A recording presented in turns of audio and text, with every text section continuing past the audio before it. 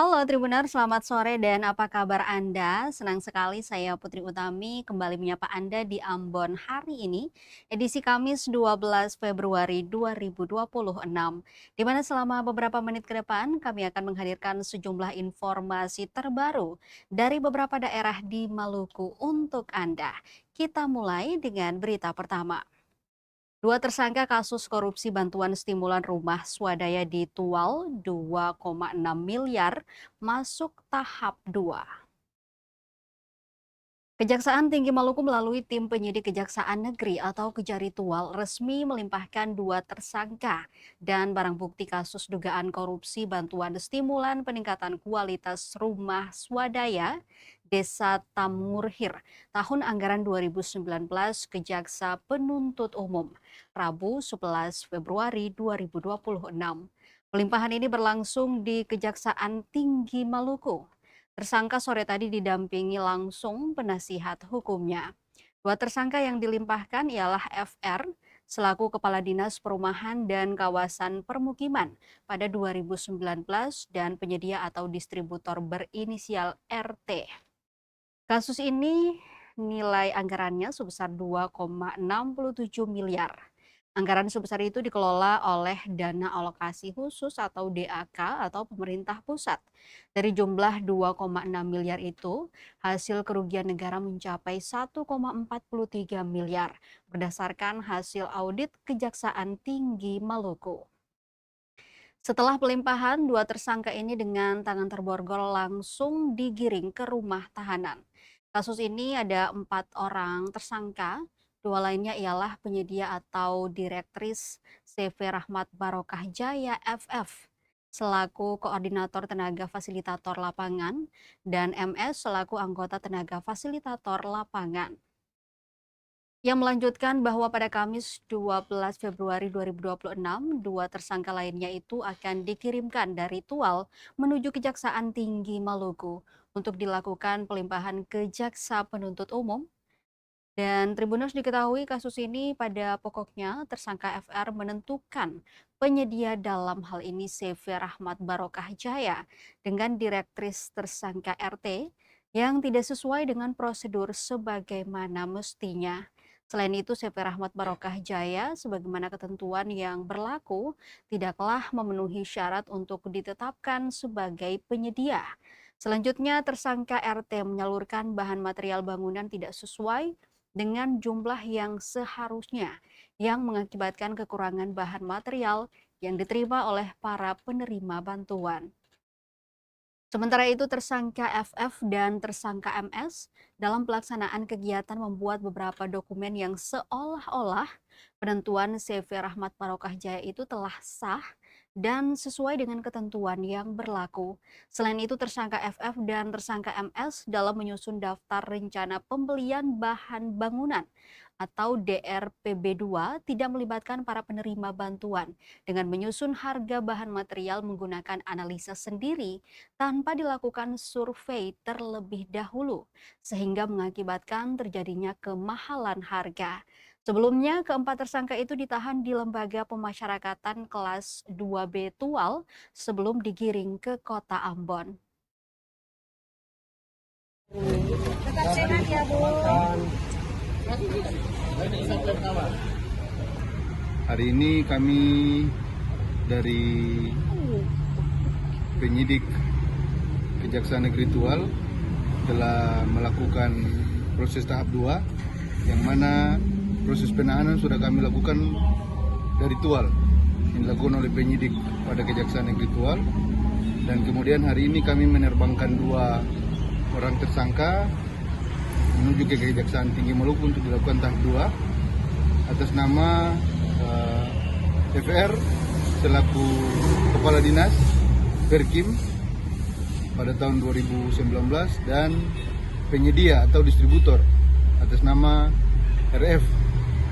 Dan hari ini kami telah melakukan proses tahap 2 dengan baik pada Kejaksaan Tinggi Maluku, dan kami berencana besok pada hari Kamis kami akan melakukan tahap 2 juga untuk 2 orang tersangka dengan kapasitas mereka sebagai tenaga fasilitator lapangan dengan inisial FC dan inisial MS. Kapasitas mereka sebagai tenaga fasilitator lapangan. Besok mereka akan diterbangkan dari Tual dengan pengawalan dari Kejaksaan Negeri Tual menuju ke Kejaksaan Tinggi Maluku untuk dilakukan tahap 2. Itu saja yang bisa kami sampaikan. Amin, amin.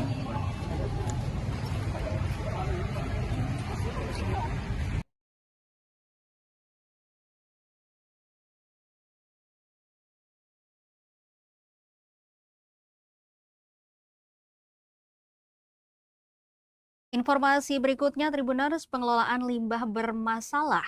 DLHP layangkan SP1 ke KFC Ambon Plaza.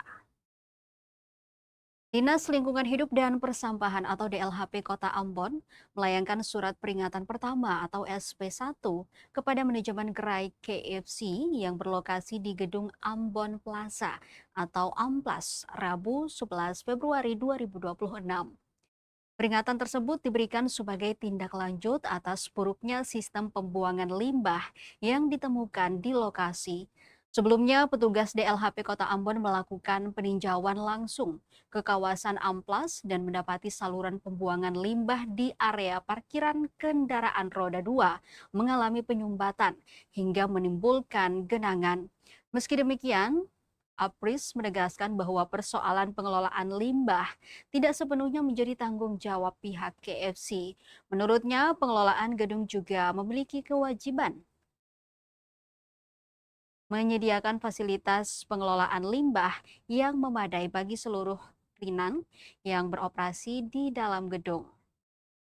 Ia menegaskan apabila pengelola gedung tidak menyediakan instalasi pengolahan air limbah atau IPAL yang layak, maka gerai KFC terancam ditutup sementara.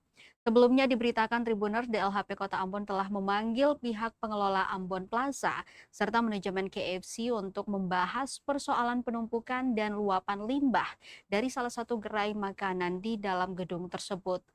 Pertemuan itu diawali dengan peninjauan langsung ke grease trap atau bak perangkap lemak di dapur KFC. Usai peninjauan, petugas DLHP menyarankan agar pihak KFC membuat saluran pembuangan berbentuk huruf U terbalik yang diarahkan ke bawah tanah. Langkah tersebut bertujuan memisahkan lemak dari air limbah agar tidak bercampur dan melebur ke saluran pembuangan umum. Selanjutnya, DLHP menemui pengelola gedung Amplas di lantai 4 untuk menyampaikan sejumlah masukan, solusi, sekaligus teguran kepada General Manager Amplas terkait sistem pengelolaan limbah gedung. Beberapa rekomendasi yang disampaikan antara lain pembangunan fasilitas pengelolaan limbah yang lebih besar, terorganisir, serta pembangunan instalasi pengolahan air limbah atau IPAL terpusat guna menampung seluruh limbah dari aktivitas di dalam gedung. Kepala Bidang Pencemaran DLHP Kota Ambon, Hatam Lumrah, menegaskan tanggung jawab utama pengelolaan limbah berada pada pengelola gedung. Jaga condong dia pun air. Nanti lemang yang di sini diangkat kan?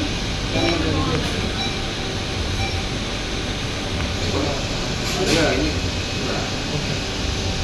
Memilah limbah ditahan yang lewat cuma depo air.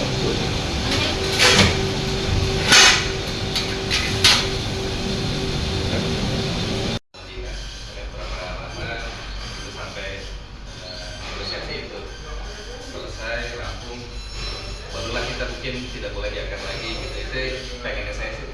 Teman-teman bidang teknik yang mau komunikasi dengan Bapak terkait dengan hal itu. Ini proses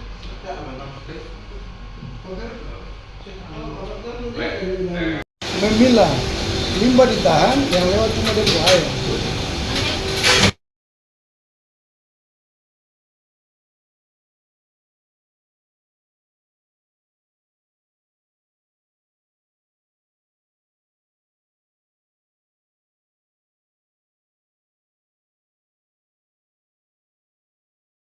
Tak hiraukan tanda larangan, puluhan kendaraan roda 2 terparkir di dalam Terminal Mardika. Puluhan kendaraan roda 2 terlihat terparkir di dalam terminal Mardika, Kota Ambon, Maluku.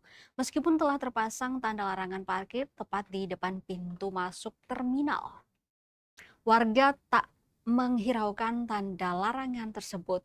Bahkan titik parkir kendaraan tak jauh dari pos Dinas Perhubungan dan pos Satuan Polisi Pamong Praja atau Satpol PP. Pantauan tribunambon.com Rabu 11 Februari 2026 sekira pukul 3 sore, sebanyak 25 kendaraan roda 2 terparkir di dalam terminal. Terlihat tak ada petugas di area terminal. Salah seorang warga yang kendaraan roda 2-nya terparkir di dalam terminal, Geral, mengatakan tidak ada petugas yang melarang, sehingga dirinya merasa tak ada masalah jika masuk ke dalam terminal. Walaupun tanda larangan terpasang di depan pintu masuk. Selanjutnya, saat menemui petugas di dalam pos, salah seorang staf mengatakan tidak bisa memberikan tanggapan karena hanya merupakan penjaga. Situasi ini menyebabkan tidak adanya ketegasan dari petugas terminal dan kesadaran dari masyarakat, sehingga aturan yang dibuat seakan kurang memiliki kekuatan.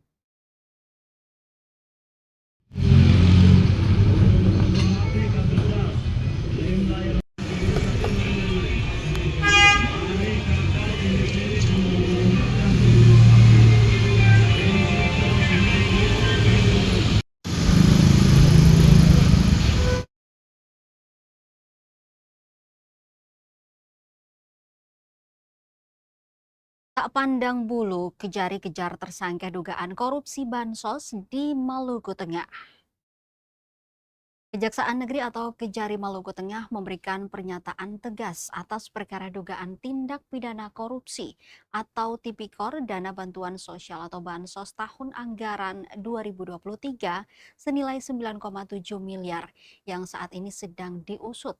Kepala Kejari Maluku Tengah, Herbert Pesta Hutapea, melalui Kepala Seksi Intelijen atau Kasintal Kejari Maluku Tengah, Yuda Warta, menegaskan bahwa Kejari Maluku Tengah tak pandang bulu mengejar tersangka dugaan perkara Tipikor tersebut. Ia menyatakan siapapun yang terindikasi dan didukung dengan alat bukti, maka akan dijadikan tersangka.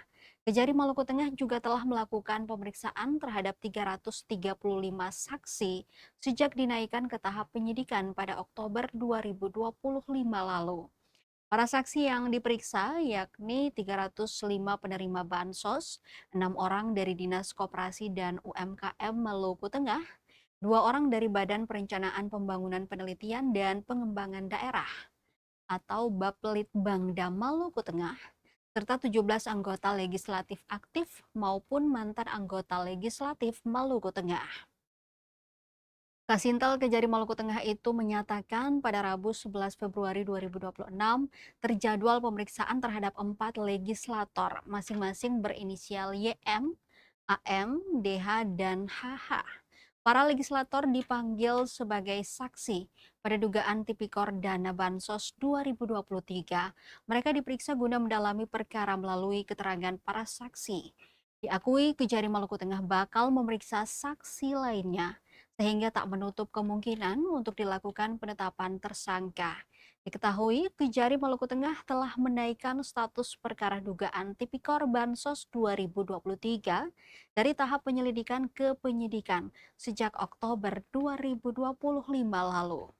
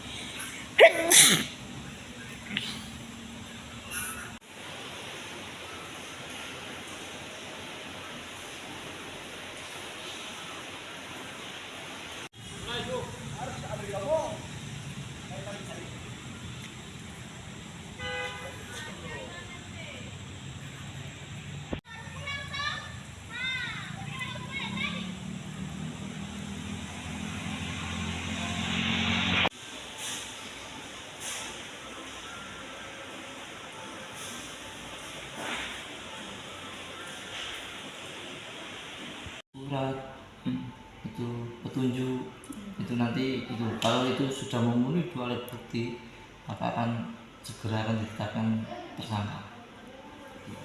Ini masih termasuk pendalaman agar di pembuktian nanti kuat, tidak ada celah sedikit pun. Apakah sejauh ini ada saksi yang tidak kooperatif saat dipanggil, Pak? Ada juga, tapi kalau tidak datang mungkin nanti akan dipanggil lagi. Siap, Pak. Masih akan dilakukan pendalaman lagi, akan dipanggil saksi-saksi yang ada kaitannya terkait kasus ini. Masih ada saksi lagi yang untuk diperiksa, termasuk semuanya yang ada indikasi ada keterlibatan, semua akan diperiksa semua. Masih belum selesai untuk pemeriksaan saksinya.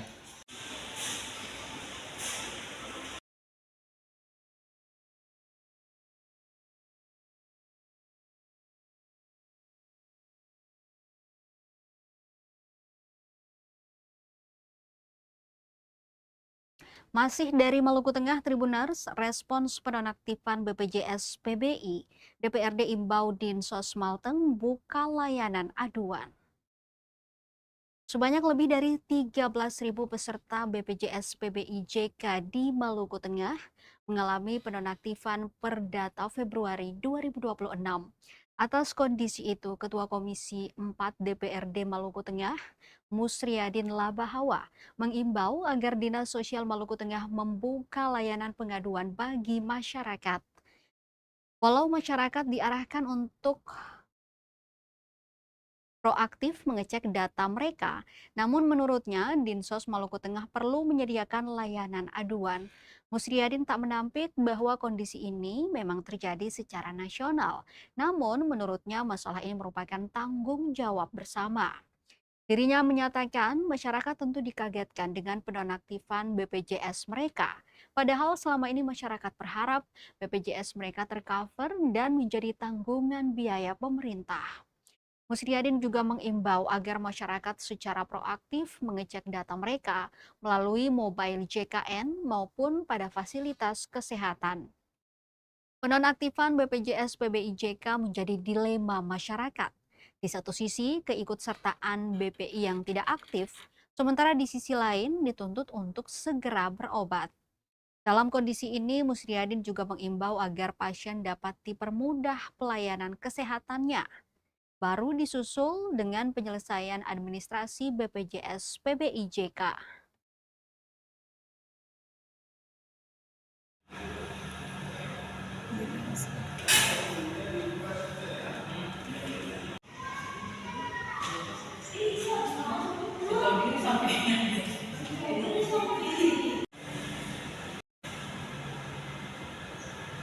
Terkait dengan masalah itu, saya kebetulan tadi malam juga sempat dihubungi oleh beberapa masyarakat yang setelah mereka mengecek itu ada data PBI mereka yang sudah tidak aktif.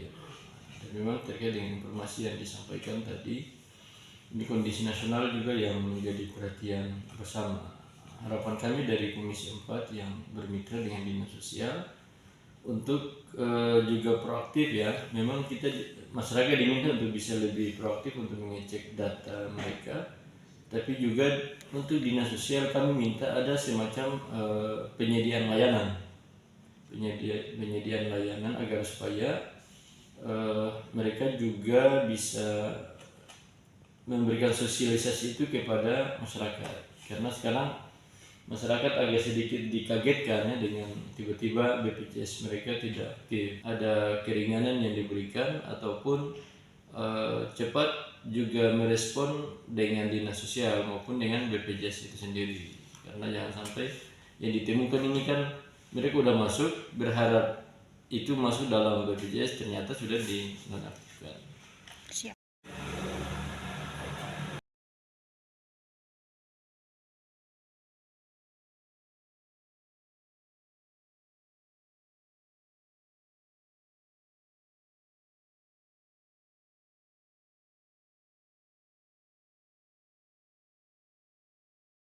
Kita ke berita terakhir, Tribuners. Ketua DPRD Malteng menyebut tak ada niat intervensi Kejari Malteng usut dugaan korupsi bansos.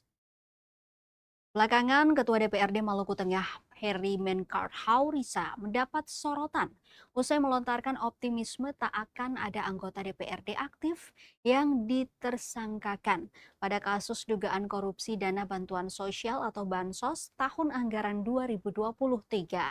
Saat diwawancarai Tribun Ambon, Rabu 11 Februari 2026, Ketua DPRD Maluku Tengah menegaskan tak ada niat untuk mengintervensi kerja-kerja aparat penegak hukum, dalam hal ini Kejaksaan Negeri atau Kejari Maluku Tengah, untuk pengusutan dugaan tipikor tersebut.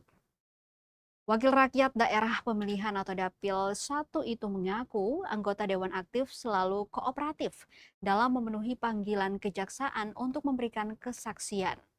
Anggota DPRD fraksi Gerindra itu mengatakan dirinya perlu menjaga eksistensi DPRD lantaran berhubungan dengan kehormatan lembaga. Haurisa mengimbau kepada anggota DPRD agar kooperatif sebagai warga negara untuk taat dan tunduk mengikuti proses-proses hukum yang berjalan. Dirinya menekankan agar publik tidak memvonis anggota DPRD melakukan korupsi lantaran belum ada penetapan tersangka. Ia juga meminta agar semua pihak bersabar menanti hasil dari proses penyidikan yang dilakukan Kejari Maluku Tengah. Untuk diketahui, perkara dugaan tindak pidana korupsi atau tipikor dana bantuan sosial tahun anggaran 2023 senilai 9,7 miliar telah dinaikkan statusnya ke tahap penyidikan sejak Oktober 2025.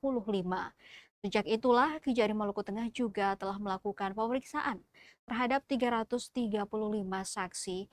Para saksi yang diperiksa yakni 305 penerima Bansos, 6 orang dari Dinas Koperasi dan UMKM Maluku Tengah, 2 orang dari Badan Perencanaan Pembangunan Penelitian dan Pengembangan Daerah atau Bapelitbangda Maluku Tengah, serta 17 anggota legislatif aktif maupun mantan anggota legislatif Maluku Tengah.